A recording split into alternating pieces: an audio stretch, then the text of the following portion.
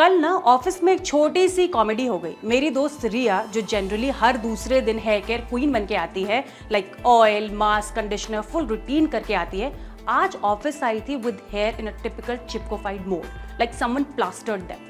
मैंने कैजुअली पूछा कि भाई क्या हो गया आज? I mean of course it's a choice and there are days when you don't feel like putting in a lot of effort, और हर टाइम नहीं मन करता है यार सर से लेके पैर तक सजने संवरने का। लेकिन फिर भी मैंने बोल दिया कि रिया जा तू बढ़िया सैलून जाकर हेयर वॉश करवा ले, you will feel so much better. And you know what she said, Anshika तू पागल है, पीरियड्स में बाल कैसे धुल सकती हूँ मैं, मना होता है, कोल्ड हो जाता है, क्रैम्प्स बढ़ जाते हैं, मम्मी ने मना किया है। बस उसका कॉन्फिडेंस देख के मुझे लगा भाई ये मिथ तो लोगों पे अभी भी रूल कर रहा है। और उसी मोमेंट मुझे लगा और मैंने डिसाइड किया, okay time for another not so shy episode.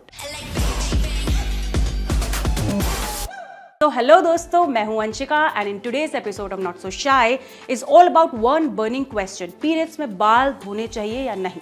Let's unpack this without shyness and without slow motion. पहला सबसे इंपॉर्टेंट बात यह है कि मेडिकल साइंस के अकॉर्डिंग पीरियड के टाइम पे बाल धोना 100% सेफ है।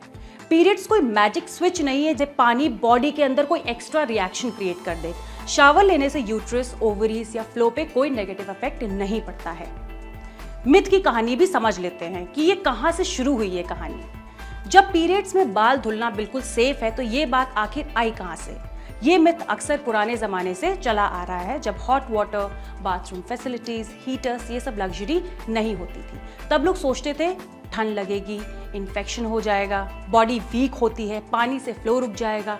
अब टाइम चेंज हो चुका है पर मिथ अभी भी चल रहा है, लेकिन साइंटिफिकली हेयर वॉश से ठंड लगने का कोई लिंक पीरियड से नहीं होता है। अगर आप वार्म वाटर यूज कर रहे हैं then you are all good. Actually shower और हेयर वॉश हेल्पफुल होता है। पीरियड के टाइम बॉडी ज्यादा स्वेट करती है, स्कैल्प ऑयली हो सकता है और मूड स्विंग्स भी अपना 5G नेटवर्क चला देते हैं। ऐसे टाइम पे एक अच्छा वार्म शावर लिटरली थेरेपी जैसा फील करवाता है। हेयर वॉश से बॉडी रिलैक्स होती है, मसल क्रैम्प सूद होते हैं, फ्रेशनेस फील होती है, पेट और बैक पेन भी कम हो सकता है और हाइजीन भी मेंटेन होती है और मेंटल स्टेट एकदम रीसेट। कभी कभी तो बाल धोने से वो आई फील ग्रोस वाली फीलिंग भी गायब हो जाती है। लेकिन कब अवॉइड करना है ये भी जान लेते हैं। अब एक बात क्लियर कर देती हूँ, अवॉइड करना मना नहीं होता, अवॉइड करना चॉइस होती है। अगर आपका ज्यादा क्रैम्प्स हो रहे हो, डिजीनेस लग रही हो, बाथरूम में खड़े रहने का मन नहीं हो या हैवी फ्लो हो और आपको सिर्फ ब्लैंकेट, बेड और नेटफ्लिक्स की जरूरत हो तो स्किप करना बिल्कुल ओके है। बट स्किप करना मेडिकल रीजन की वजह से नहीं, बस कंफर्ट की वजह से। और हाँ, let's bust one more myth, पानी से फ्लो बढ़ता है। बहुत लोग कहते हैं कि पानी टच करते ही फ्लो तेज हो जाता है। एक्चुअली होता क्या है, शावर की हीट से मसल्स जो है वो रिलैक्स होते हैं और जो ब्लड ऑलरेडी निकलने ही वाला होता है वो ईजिली बाहर आ जाता है। ये इंक्रीज इन ब्लीडिंग नहीं, ये स्मूथ फ्लो है और ये एक अच्छी चीज भी होती है क्योंकि क्रैम्प्स कम होते हैं।